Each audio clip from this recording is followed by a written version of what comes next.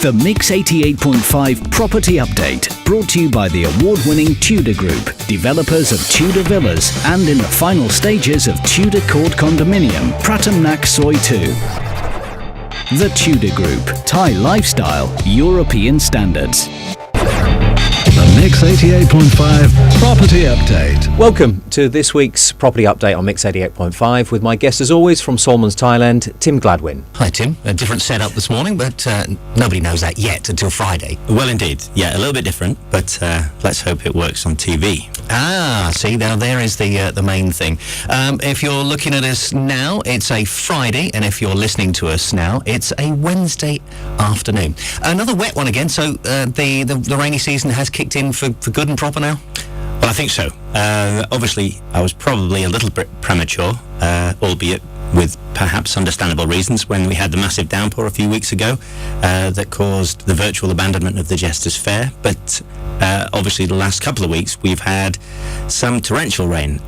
I guess we're catching up with the rest of Thailand because I still see it coming down now and for the next couple of days, and everywhere you go there's still remainders of standing water.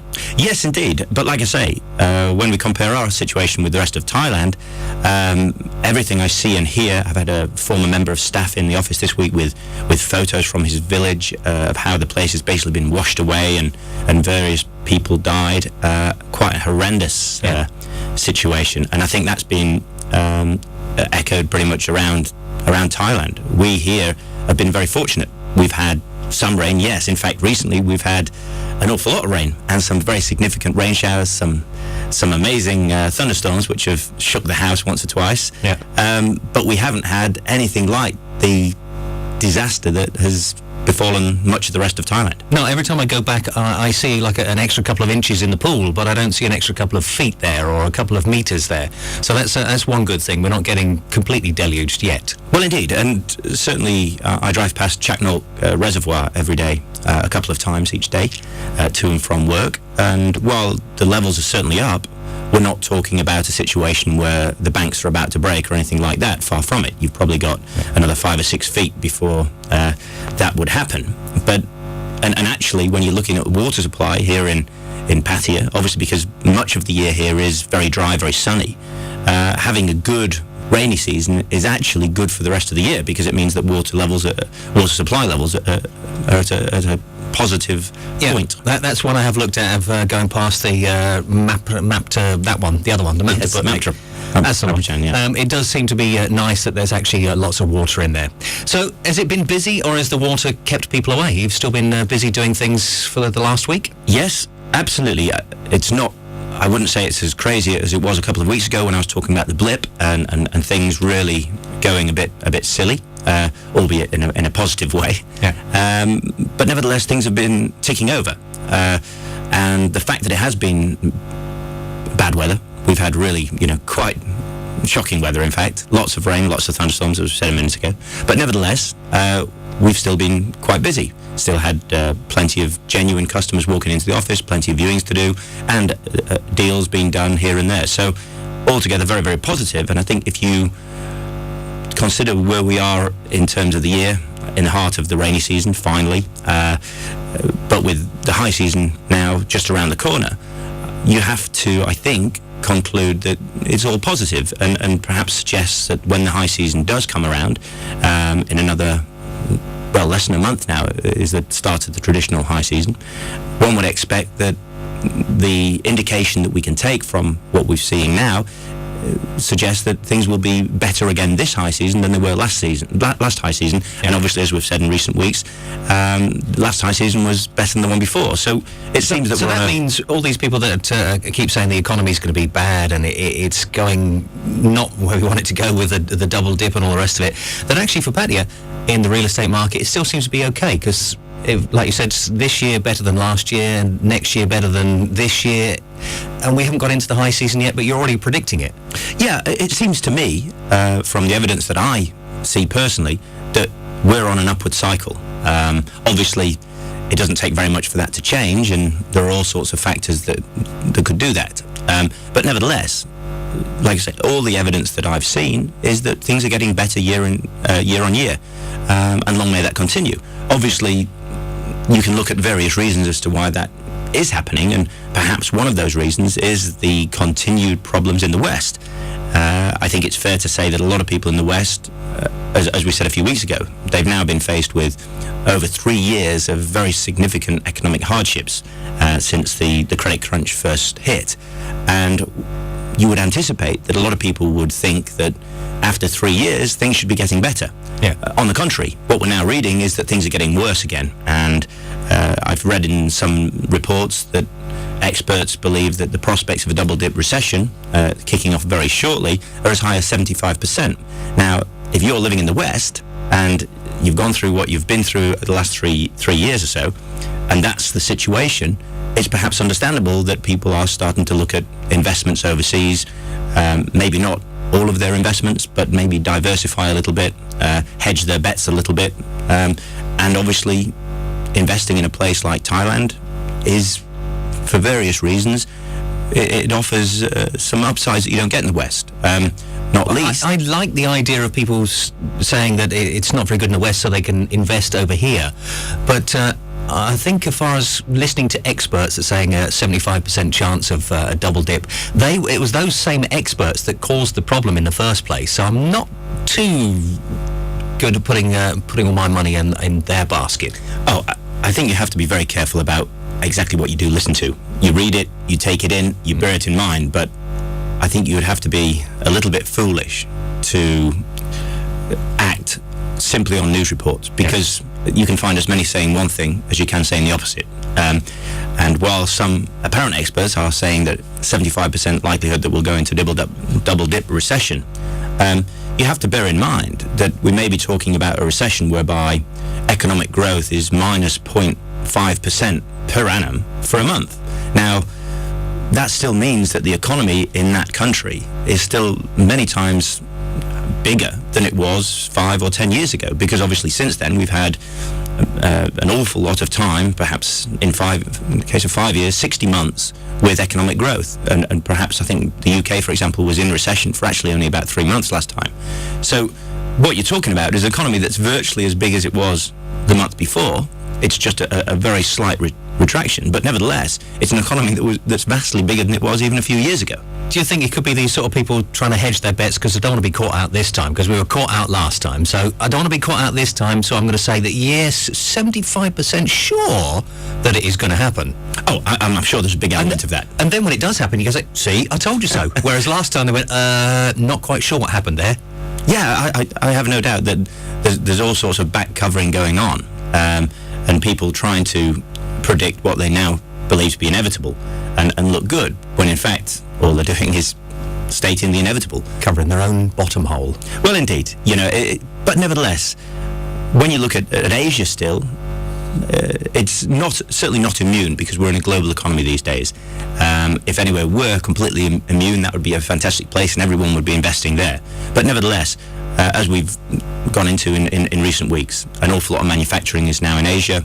You've got the fastest growing middle classes in the world in India and China that promise to be vastly bigger than any other middle classes that the earth has ever seen. And they're all in Asia. 60% of the world's population is in Asia. I don't know what percentage of the world's manufacturing, but a very high proportion. You can understand why people might say, well, in the days like these when everything's a little bit risky, maybe I should be looking to Asia. Maybe that's where the future is. And there's a lot of justification for saying that. And why not? Let's go there and invest. They seem to be doing quite well in not just saying Thailand, but Asia in general. India is still doing extremely well and picking up.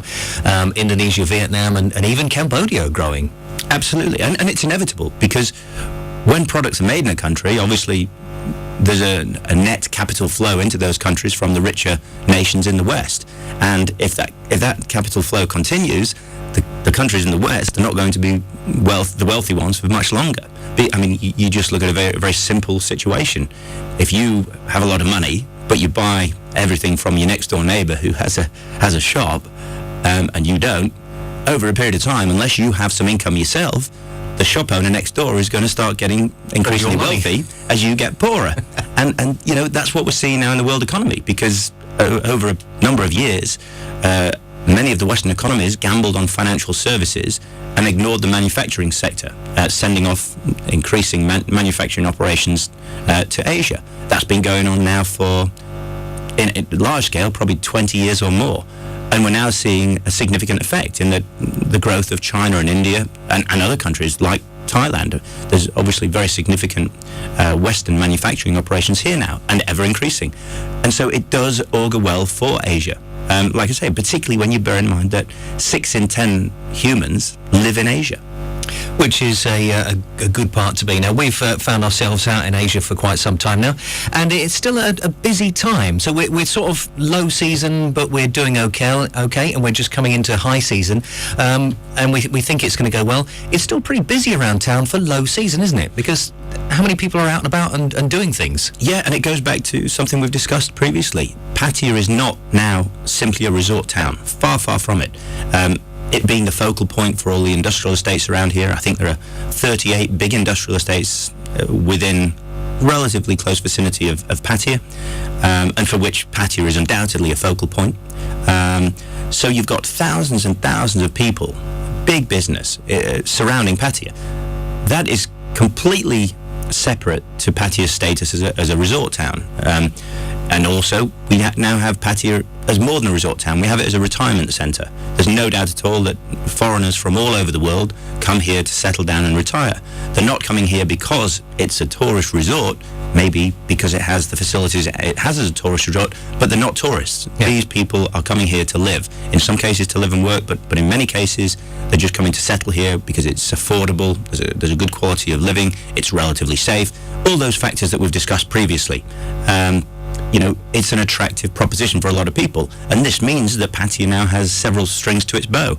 It's not just a tourist place. It's not that two-dimensional town that perhaps it used to be considered to be.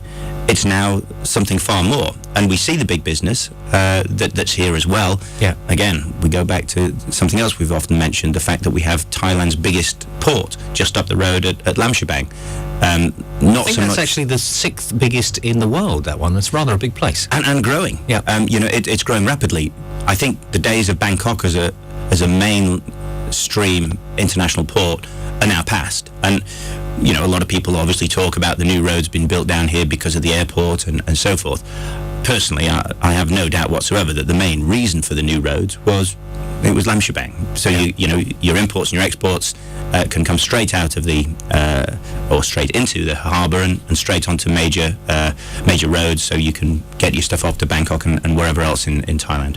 Which is all very nice, and a lot of people still going out. The busy thing over the weekend last week, apart from the rugby, which we shouldn't actually mention the rugby at all because that was a disastrous weekend for England. A very good weekend for Wales, and I wish them good at this week, and I hope they go all the way to the final, which I think they will actually from looking at things. They've got a good chance of getting there. They've got to be the favourites, at least to get to the final.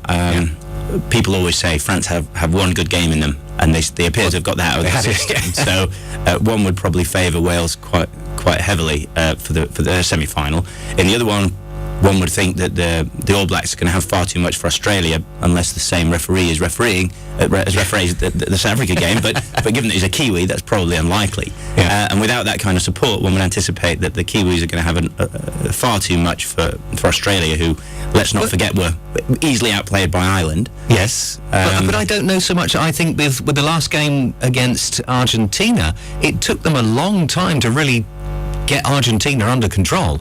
Yes, indeed, but I just think that the Australian pack is just not up to it. And I think we'll see a Wales-New Zealand final, and I think it'll be a lot closer, bearing in mind the injuries that New Zealand have got, than it perhaps normally would be if New Zealand were at full strength. And we'll all be out there cheering on Wales this weekend and next weekend. You're watching the Mix 88.5 Property Update on PMTV. We'll be back in a minute.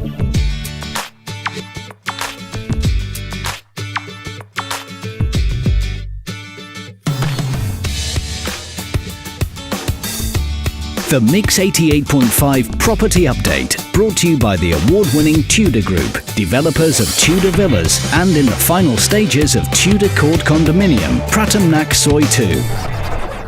The Tudor Group, Thai lifestyle, European standards. Also over the weekend was the Lighthouse, and again another busy evening at the Lighthouse, which shows how many people are in town. And I think that is not just a networking event these days, because after speaking to Greg Pitt from Mackenzie Smith Law, says, well, I actually don't go down there with any business cards or doing any business. I just want to go down there and have a chat and meet a few friends and people around, see who's there. No, I'm the same. I didn't take business cards on Friday, and I don't normally, because I don't go down there to make contacts. I know most of the people there. It's more a gathering of people you know, and I think perhaps, as Greg said, it's a good opportunity to see a few people. Certainly the turnout was incredibly healthy, bearing in mind the nature of Friday. Yeah. Obviously very heavy rain, really miserable day for most of the day, and as most people know, the event that is traditionally at the Thai Garden Resort is planned as an outdoor event. Yeah. But nevertheless, I mean, I don't know how many people were there, but I would guess that it was probably 150, 200, that sort of figure. It was certainly very busy, and lots of people from different parts of the real estate industry. So yeah, it's a good place to go along and see those people you perhaps haven't caught up with in a little while. And I do think that the next Lighthouse is where we're going to see some more of the current developments that are going on around town. Actually, from looking at the Thai Garden Resort, I've just been looking into this one, which is the new real estate, Paddy Mail Real Estate Monthly. It does say that Thai Garden Resort, if I can find it in the pages here, Thai Garden Resort has an environmental award as well. Thai Garden Resort Environmental Award reflects hotel philosophy and investments. And it's quite a nice place as well, inside and out. It is. It's a very nice spot, and it is. Bearing in mind where it is, so close to the centre of town, it's quite a spacious area. And when you get in there, you don't feel like you're in the centre of Pattaya. It's quite a detached, relatively private resort, and it's got a nice feel to it. I think they have that stepping back from the main road a little bit that does help. So, Real Estate Monthly is a new one coming out from Pattaya Mail. Did you get a copy of how to look at that one yet? Just quickly this morning. I haven't had a chance to look at it before then, but it looks very good. And bearing in mind the importance of real estate in Pattaya these days, having something on a monthly basis, I think it's a monthly basis. Yeah, that could be. That summarises everything that's going on. Fantastic. And obviously the people that are doing the most moving, Raymond Land are in there. We've got the waterfront, the new Cetus that is there, and all these places that are going up, Modus, 8 and Dream, they're all doing their things and telling us what's going on. And one other thing I'm just going to mention while we're here, because it's coming up to that time of year, if you excuse me making all the mess, is that the Thailand Property Awards are coming up again. When is this now? November the 5th, so it's not that far away. Are we going to see the likes of Mark Bowling going down from Colliers and picking up an award again? I've no idea. I must say, I don't get involved with it. I just don't really have the time. And, the truth is, the value of awards like that, if it was the public, and the public were voting, people who actually use the services, they would mean something. The fact of the matter is, you nominate yourself, and then people phone round and email round the mates to give them as many nominations as they can. I get all these emails. Can you nominate me? If you nominate me, I'll nominate you. That's a bit like the Grammys then. Yeah, it just and the Oscars. It just doesn't work for me. I don't get involved because, like I say, it's the person who sends the most emails out or phones around the most mates who gets the most nods, and then I believe it then goes to a committee, and they make a decision. Yeah. So it's a rather strange process, and yeah, I personally have too much work to do to really get involved. Okay, let's move on from that one then. Some other things happening. There's now special announcements of new up-and-coming ventures that are out and about, which you know more about.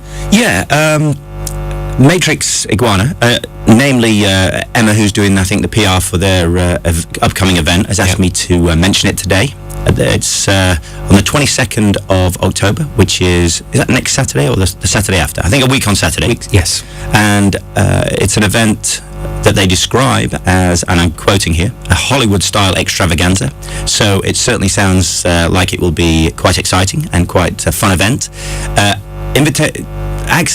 Entrance is the word I'm looking for, is by invitation only.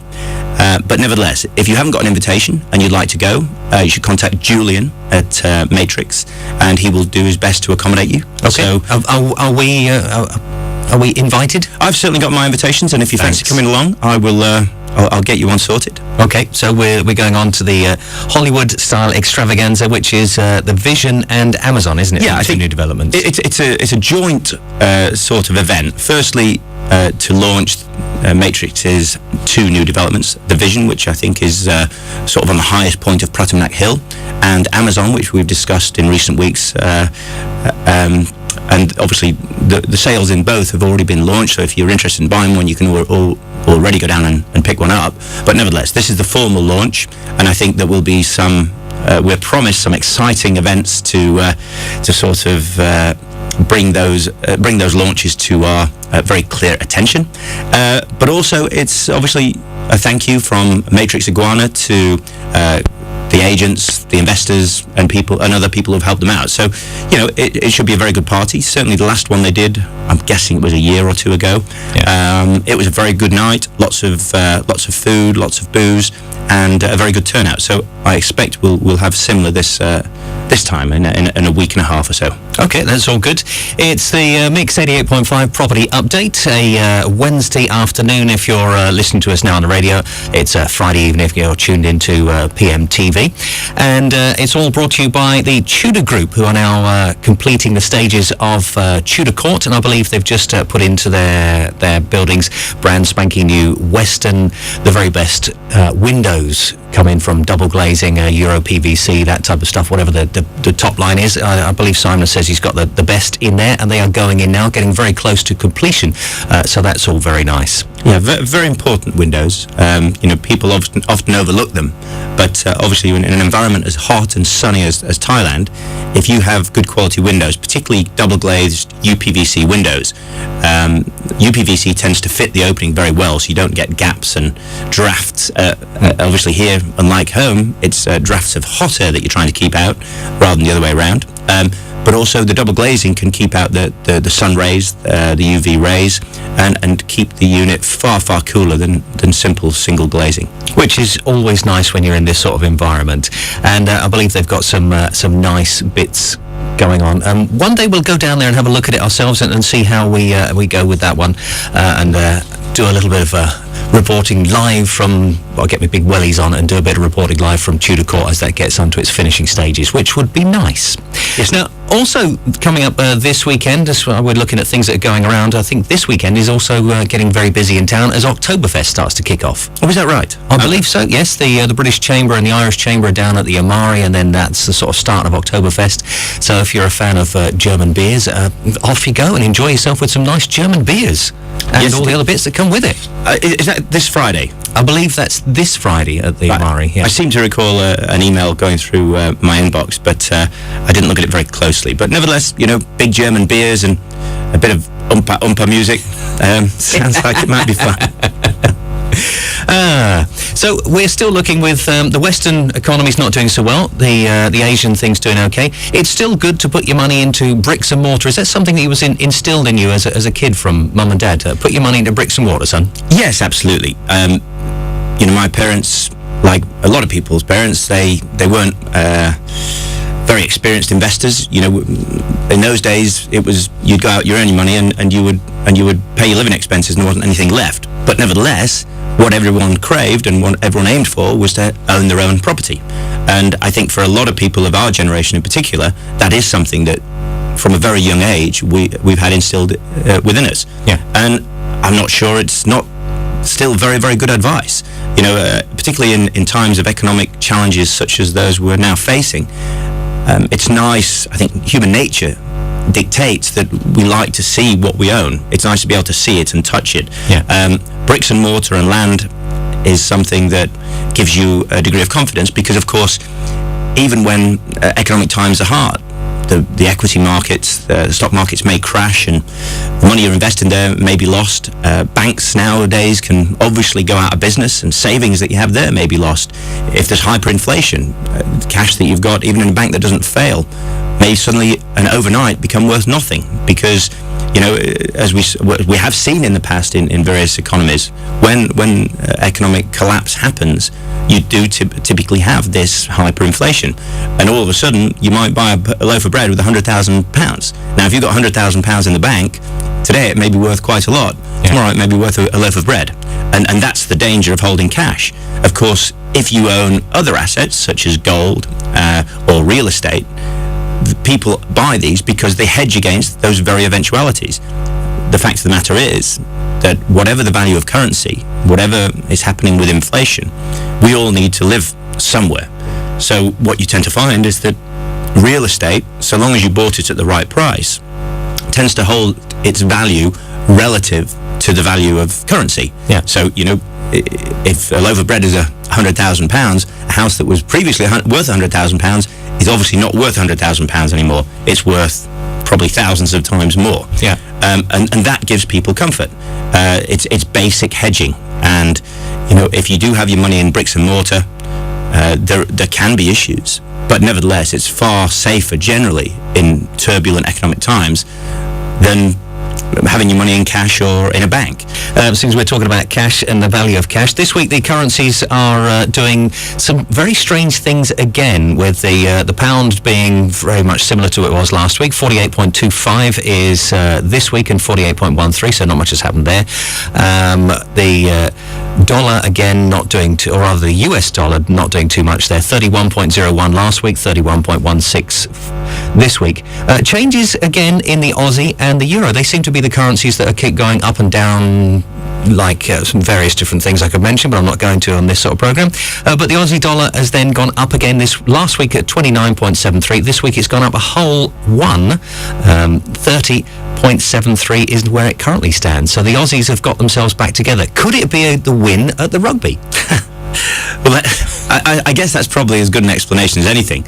It's amazing how volatile the Aussie dollar's been. Yeah. I mean, we're now at 30.7. Last week was 29.7. It wasn't many weeks ago, as I recall, that it was up at 32. Yep. It's, like you say, it's bouncing around like nothing I've seen. And I really don't know why, because, as we've said previously, Australia has an awful lot of strength in terms of raw materials and commodity. Maybe it's something to do with commodity prices. I know there has been quite a lot of movement in commodity prices, and maybe that's the explanation. But I really don't know. It doesn't look to be the safest currency in which to have holdings right now, because of it is so volatile. No, and you would expect it to be the US dollar that's going to be taking another dip, but that seems to be okay now. Yet the US dollar really has seemingly steadied, but I guess that in the current environment, with all the headlines that are flying around, it's potentially one bad news story away from changing again. Yeah. And like I say, it goes back to an extent to how you hold your assets right now. Cash is probably quite risky because of that volatility and potential volatility. Holding cash and maybe getting involved in foreign exchange trading, I'm sure that if you get lucky, you can make a lot of money. But equally, if you get it wrong, you can lose a lot. Yeah. And I personally do like playing the safe angle in times such as this. The worst case scenario, and I watched a YouTube interview from BBC a couple of weeks ago, and there was a guy from one of the big investment banks who was saying, it's coming and a lot of people are going to lose their life savings. And he was talking to about those very issues, namely people with money a lot of money in banks, people with a lot of money in the stock markets. Probably, if you're in blue chip companies, you'll be protected to an extent, but nevertheless, it's still going to be quite volatile. And if there are these problems ahead, then you do have to be very, very careful. And I think you have to give some serious thought to where you hold your wealth. Yep. Put it into bricks and mortar, as your mum and dad told you.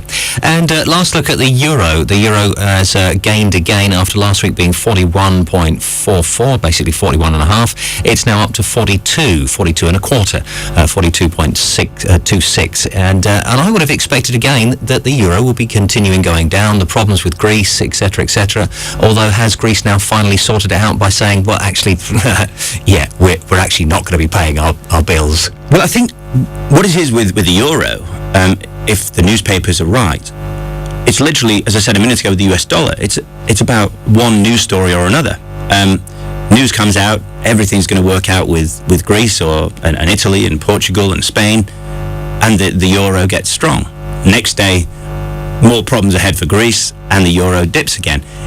You know, it seems to be as simple as that. You know, one piece of good news, one piece of bad news, and the currency jumps or falls accordingly. Yeah, I just think it's down to that to last bit where the Greece have just said, well, no, we ain't going to be paying our bills. You know, forget it, mate. It's not going to happen. So just accept it. So I think people may have accepted and gone, oh, well, all right. So we've got to fork up for that, and it'll be okay. And the euro will continue, as opposed to the euro collapsing and disappearing, which I'm actually hoping it does, because I don't like the euro. I don't like that one currency. I think it's quite convenient, the one currency across all those countries, but I don't actually like saying that, you know, this is the currency I have to use rather than keep it. I'm sure that the Germans are very stickly about that as well. Well, there must be an element of pride, you know. I think as Brits we have a bit of pride in the pound, although it's probably misplaced these days. Yeah. And one would have thought that Germans would have had a bit of pride in the Deutschmark. I would think that as and when all these problems settle down, right now I can't imagine that Germany and other countries can pull out the euro without everything collapsing. But as and when these problems are sorted out and things settle down a bit, I wouldn't be at all surprised if the leading economic nations within the euro monetary union don't decide that they're going to pull out. Yeah, and I don't think that the one that they've decided to put in Asia, I don't think that'll ever happen now either, will it? One wouldn't think so. The Asian based on the European experience, you'd think they would avoid it at all costs. I don't blame them. It's the Mix 88.5 property update. Tim Gladwin is our guest in the studio. If you want to get hold of Tim, the usual numbers are 038 252 588 on the phone numbers, or patia@solmansthailand.com for the email. Enough time to get into the property of the week, and this time we're getting into another rental again. You like these rental units at the moment? I think you're dealing with some big businessmen that are coming over and doing some work here or something. Yeah, well, it's just a case of there's a few good deals around. Yeah. You know, and what I try to do with the property of the week is identify a property that jumps out off the page to me when I see it. Yeah. This unit is a 2-bedroom condo in City Garden, which, as we know, is a new development built to a good standard right in the centre of Pattaya, convenient for pretty much anywhere, located as it is close to Second Road and really not far from Soi Buakhao. So a location that's very, very popular. Underground car parking, nice big pool, nice gym.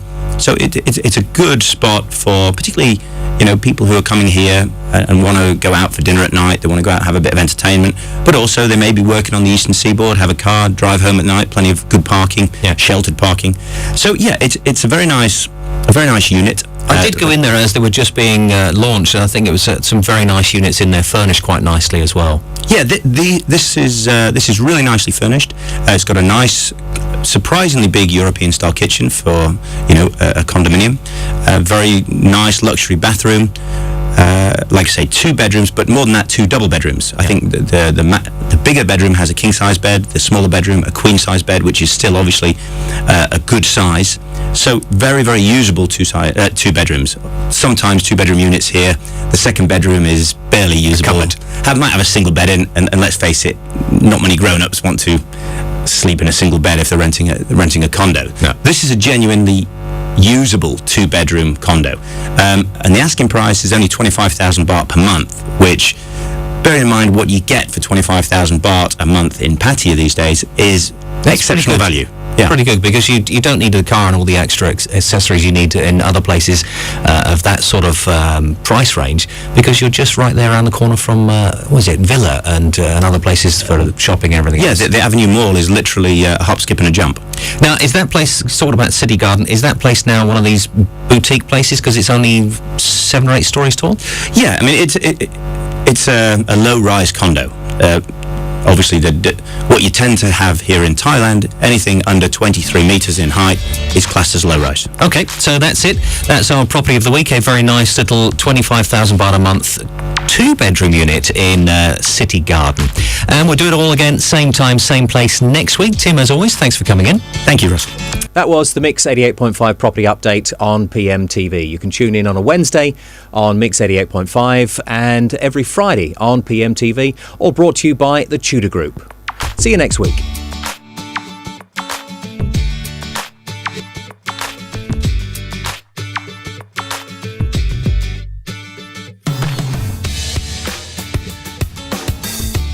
The Mix 88.5 property update, brought to you by the award-winning Tudor Group, developers of Tudor villas and in the final stages of Tudor Court Condominium, Pratam Nak Soi 2.